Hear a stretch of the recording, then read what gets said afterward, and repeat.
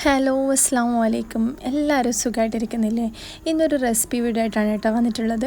നല്ല ടേസ്റ്റി ആയിട്ടുള്ള chicken roast എങ്ങനെ ഉണ്ടാക്കുന്നതെന്ന് നോക്കാം. അപ്പോൾ ഫസ്റ്റ് തന്നെ ഒരു 400 ഗ്രാം അളവിൽ ചിക്കൻ എടുത്തിട്ടുണ്ട്. ഇനി ഇതിലേക്ക് ഒരു ചെറുനാരങ്ങയുടെ പകുതി നീര് ചേർത്ത് കൊടുക്കാം കേട്ടോ. അപ്പോൾ ഒരു ചെറിയ ചെറുനാരങ്ങയാണ് എടുത്തിട്ടുള്ളത്. ചിക്കൻ അത്ര ക്വാണ്ടിറ്റിയിലല്ലേ ഉള്ളൂ. പിന്നെ 1/2 ടീസ്പൂൺ അളവിൽ മുളക് പൊടി, 1/4 ടീസ്പൂൺ അളവിൽ മഞ്ഞൾപ്പൊടി, ആവശ്യത്തിന് ഉപ്പ്, ഇത്രയും കൂടി ചേർത്ത് കൊടുത്തിട്ട് നല്ല പോലെ മിക്സ് ചെയ്ത് മാറ്റി വെക്കാം. ഇനി ഇതിലേക്കുള്ളൊരു മസാല പൗഡർ റെഡിയാക്കി എടുക്കാം. അപ്പോൾ അതിനായിട്ടൊരു പാൻ വെച്ച് കൊടുത്തിട്ട് അത് ചൂടായിട്ട് വരുന്ന സമയത്ത് 1/2 ടീസ്പൂൺ അളവിൽ മുഴുവൻ മല്ലിയും, പിന്നെ 1/2 ടീസ്പൂൺ അളവിൽ ഫെനൽ സീഡിലെ വലിയ ജീരകം, അതും ഒരു 1/4 ടീസ്പൂൺ അളവിൽ ചെറിയ ജീരകം ചേർത്ത് കൊടുക്കാം.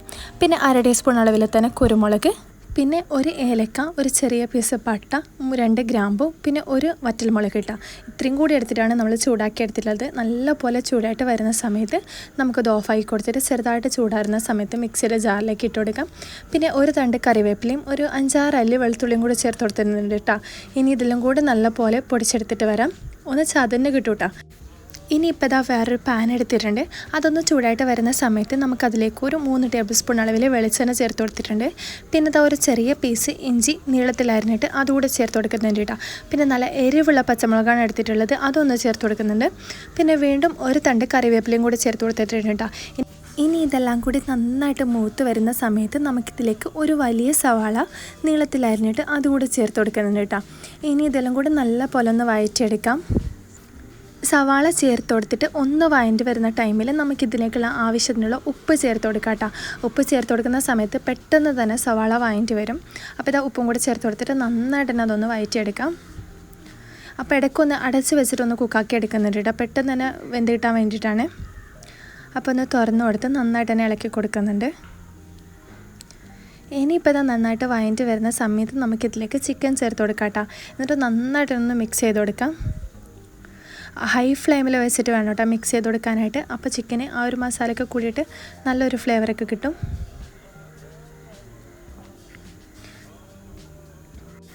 ഇനി ഇതിലേക്ക് തക്കാളി ചേർത്ത് കൊടുക്കുന്നുണ്ട്. ഒരു ചെറിയ തക്കാളി ചെറുതായിട്ട് കട്ട് ചെയ്തിട്ട് അത് ഫുള്ളായിട്ട് ചേർത്ത് കൊടുക്കുന്നുണ്ട് കേട്ടോ. ഇനി എല്ലാം കൂടി നല്ലപോലെ മിക്സ് ചെയ്ത് കൊടുക്കാം. ഈ ഒരു ടൈമിലെല്ലാം ഹൈ ഫ്ലെയിമിലാണ് കേട്ടോ വെച്ചിട്ടുള്ളത്. അപ്പോൾ ഇത് നന്നായിട്ട് മിക്സ് ചെയ്ത് കൊടുക്കുന്നുണ്ട്.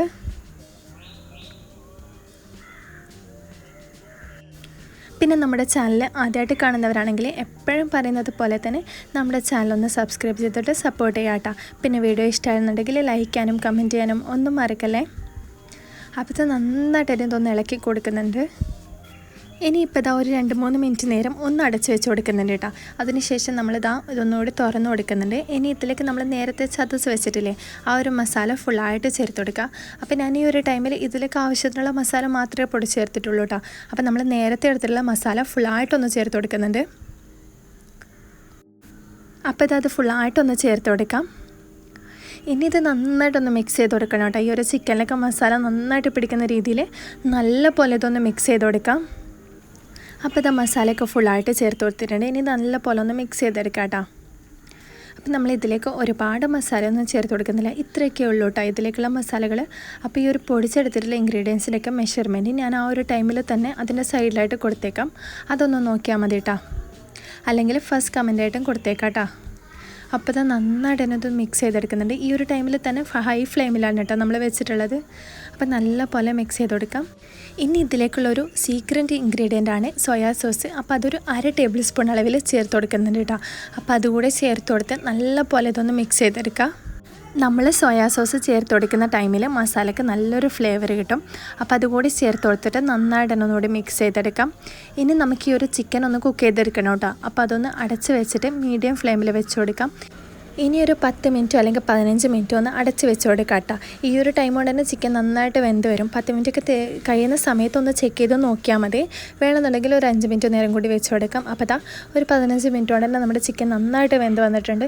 പിന്നെ മസാലയ്ക്ക് നല്ല പോലെ വഴറ്റിയിട്ട് നന്നായിട്ട് തന്നെ ആ ഒരു ചിക്കനിൽ മിക്സായി വന്നിട്ടുണ്ട് കേട്ടോ. പിന്നെ നമ്മളിത് അടച്ച് വെക്കുന്ന ടൈമിൽ ഒരു 1/4 കപ്പ് അളവിൽ നല്ല തിളച്ച വെള്ളം ചേർത്ത് കൊടുത്തിട്ടുണ്ട്.